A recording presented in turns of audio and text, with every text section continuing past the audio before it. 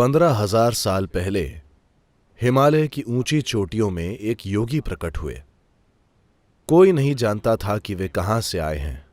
उनके अतीत की कोई जानकारी नहीं थी, तो लोग उनके आसपास इकट्ठे हो गए क्योंकि उनकी उपस्थिति इतनी जबरदस्त थी। लोगों का एक बड़ा समूह इकट्ठा हो गया। उन्हें उम्मीद थी कि वे कुछ बोलेंगे, कुछ करेंगे। उन्होंने न तो कुछ किया, न ही कुछ बोले, बस बैठे रहे। अगर मैं यहां 2 घंटे तक बस बैठा रहूं तो मैं कल्पना कर सकता हूं 15 मिनट में पिछली लाइन में बैठे लोग, और वे धीरे धीरे अब भी सिनेमा जा सकते हैं, चलो चले। अगर मैं 2 घंटे तक कुछ न बोलूं तो 90% लोग चले जाएंगे। अगर मैं 6 घंटे तक कुछ न बोलूं तो बस कुछ बहुत मजबूत लोग ही टिके रहेंगे, बाकी सब चले जाएंगे। यही उनके साथ हुआ। उन्होंने न तो कुछ किया, न ही कुछ बोले, बस बैठे रहे। एक दिन या एक हफ्ते नहीं, वे महीनों तक बस स्थिर बैठे रहे। सभी चमत्कार की उम्मीद कर रहे थे, कुछ नहीं हुआ, वे बस बैठे रहे। लेकिन वे एक बहुत बुनियादी चमत्कार नहीं समझ पाए, क्योंकि फिलहाल आपके शरीर की प्रकृति ऐसी है कि आपका अच्छा ध्यान रखा जा रहा है। आपने दोपहर में भोजन किया, शाम में शायद नाश्ता किया, और नींद न आने के लिए कॉफी भी पी, और शायद आपके बैग में भी कुछ है। कितनी चीजें हैं। इन सभी चीजों का ध्यान रखा जा रहा है, इसीलिए ये ठीक है। मान लीजिए हम आपको यहां 4 घंटे बिठा दें। सद्गुरु, कम से कम पानी? ठीक है, पानी पी लो। पानी पीने के बाद क्या आप यहां बैठ सकते हैं? सद्गुरु, ठीक है, वो करके आओ। सद्गुरु, ठीक है, अगर ये अनुमति दी तो अगली चीज बिना अनुमति के बस हो जाएगी। या दूसरे शब्दों में, जिसे आप शरीर कहते हैं, वो बस प्रक्रियाओं की एक श्रृंखला है। जब आप उनका ध्यान रखते हैं, सिर्फ तभी ये ठीक रहता है। अगर आप ध्यान न रखें तो आप देखेंगे ये क्या मुसीबत है।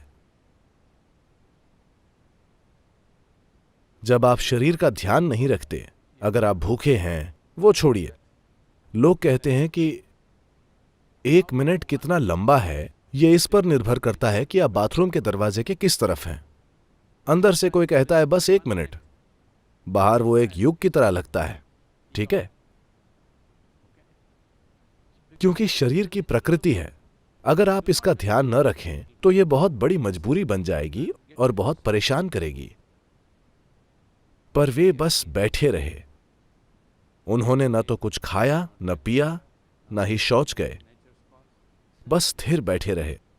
लोगों को यह भी समझ नहीं आ रहा था कि वे जिंदा हैं या मर गए। उनके जीवित होने का एक ही लक्षण था कि रुक रुक कर उनके गालों पर परमानंद के आंसू बह रहे थे, वरना वे बिना हिले डुले बैठे रहे। तो बस 7 लोग रुके रहे। उन्हें उनके इस तरह बैठने का चमत्कार समझ आया, क्योंकि अगर वे इस तरह बैठे हैं तो इसका मतलब यह है कि वो भौतिकता से परे हैं, वरना वे ऐसे बैठ ही नहीं सकते। ये 7 लोग रुके रहे, और आज हम उन 7 को सप्तऋषियों के नाम से जानते हैं। ये आदियोगी के पहले शिष्य थे। तो ये आदियोगी बस बैठे रहे, और जब इन 7 ने रुचि दिखाई तब उन्होंने कहा, यह आपके लिए नहीं है, ये कोई मनोरंजन नहीं है। वे बोले, नहीं, हम कुछ भी करने को तैयार हैं। उन्होंने उन लोगों को कुछ शुरुआती तैयारी कराई। वे कई सालों तक तैयारी करते रहे। फिर एक दिन जब सूरज की गति बदल रही थी, अभी अभी हमने ग्रीष्म संक्रांति से शरद संक्रांति में प्रवेश किया है, 22 दिसंबर को।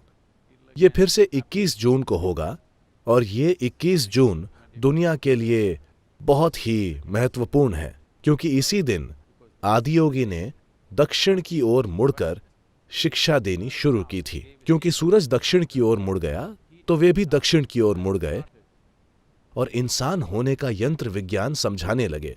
इसी दिन को सौभाग्य से संयुक्त राष्ट्र ने विश्व योग दिवस घोषित किया है, क्योंकि इसी दिन योग की शुरुआत हुई थी। इंसानी यंत्र विज्ञान को समझने की ये अद्भुत प्रक्रिया शुरू हो गई।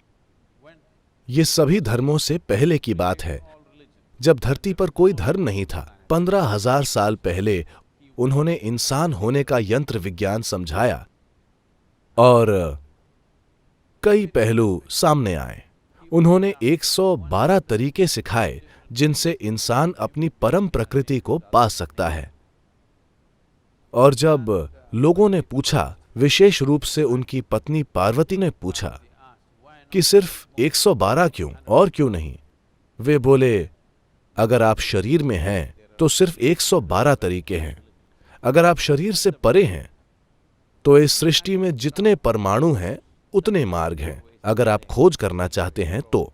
लेकिन अगर आप शरीर में हैं तो सिर्फ 112 तरीके हैं।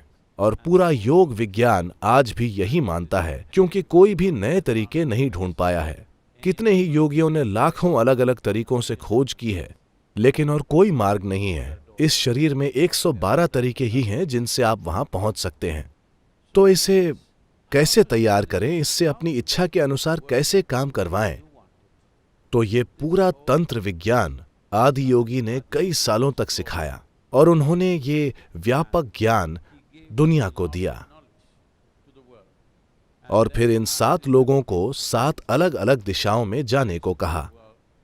एक मध्य एशिया गए, एक उत्तरी अफ्रीका गए, एक दक्षिण अमेरिका गए, एक दक्षिण पूर्वी एशिया गए, एक हिमालय पर्वत के भारतीय हिस्से में आए, एक उनके साथ रुक गए, और एक अन्य जो हमारे लिए बहुत महत्वपूर्ण है, अगस्त्य मुनि, वे दक्षिण की ओर आए। उन्हें दक्षिण दिव्य दर्शन का जनक माना जाता है, क्योंकि उन्होंने विंध्या पर्वत के दक्षिण में एक भी इंसानी आबादी को नहीं छोड़ा।